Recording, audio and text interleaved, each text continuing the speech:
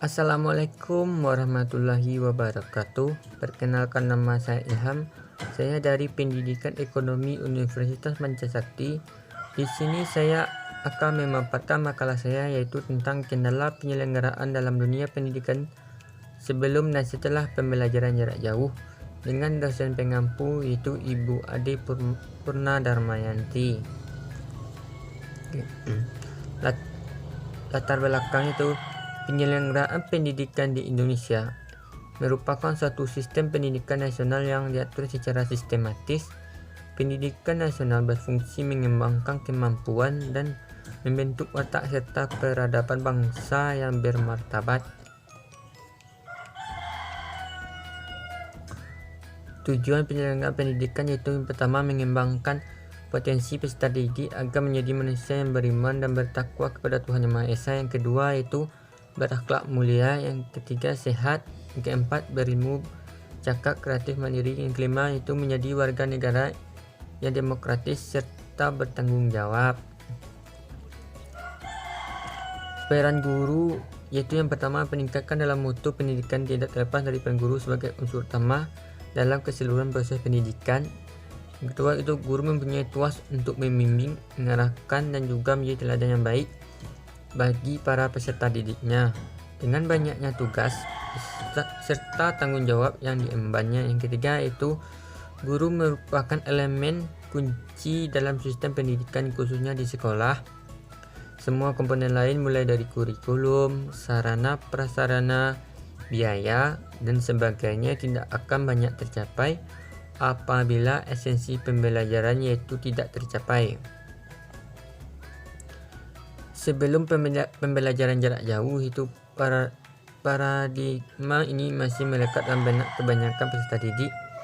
Peserta didik masih berpikir bahwa sekolah hanya tempat untuk mendapat pekerjaan yang bersifat non formal semata. Masalah yang lebih serius adalah ketika peserta didik beranggapan bahwa pekerjaan itu bisa didapat dengan mudah hanya dengan menggunakan selembar ijazah. Implikasinya itu, mereka menganggap bahwa ijazah kelulusan adalah segala-galanya, sedangkan konsekuensinya itu peserta didik tidak belajar serius selama proses pendidikannya dan tidak memiliki kualitas terlebih lagi untuk belajar seumur hidup, sehingga peserta didik berpikir bagaimana agar bisa lulus ujian, bukan bagaimana agar memiliki potensi dan skill. Guru merupakan salah satu faktor penentu tinggi rendahnya mutu hasil pendidikan. Kesejahteraan guru merupakan aspek penting yang harus diperhatikan oleh pemerintah dalam menunjang terciptanya kinerja yang semakin membaik di kalangan pendidik. Setelah pembelajaran jarak jauh, pelaksanaan pembelajaran jarak jauh hingga 16 Juni 2020, UNESCO mencatat bahwa pandemi COVID-19 menyebabkan hampir 1,1 miliar siswa yang belajar di 123 negara tidak dapat bersekolah atau kuliah seperti sebelumnya. Ada syarat-syarat yang harus dipenuhi sekolah yang berkeinginan melaksanakan pembelajaran tatap muka, yaitu yang pertama, sekolah berada di zona hijau. Yang kedua, pemerintah daerah dan kantor wilayah atau kantor Kementerian Agama memberi izin. Yang ketiga itu, satuan pendidikan sudah memenuhi syarat daftar protokol kesehatan dan siap melakukan pembelajaran tatap muka. Yang keempat itu, orang tua atau wali murid menyetujui anaknya melakukan pembelajaran tatap muka di sekolah. Ada 3 hal yang harus diperhatikan dalam menjawab tantangan model pembelajaran, yaitu infrastruktur, kurikulum, dan peningkatan kapasitas guru. Infrastruktur teknologi berdasarkan hasil evaluasi Kemendikbud mengenai kegiatan pembelajaran jarak jauh selama 3 bulan terakhir, hanya 51% kegiatan pembelajaran jarak jauh yang berjalan efektif.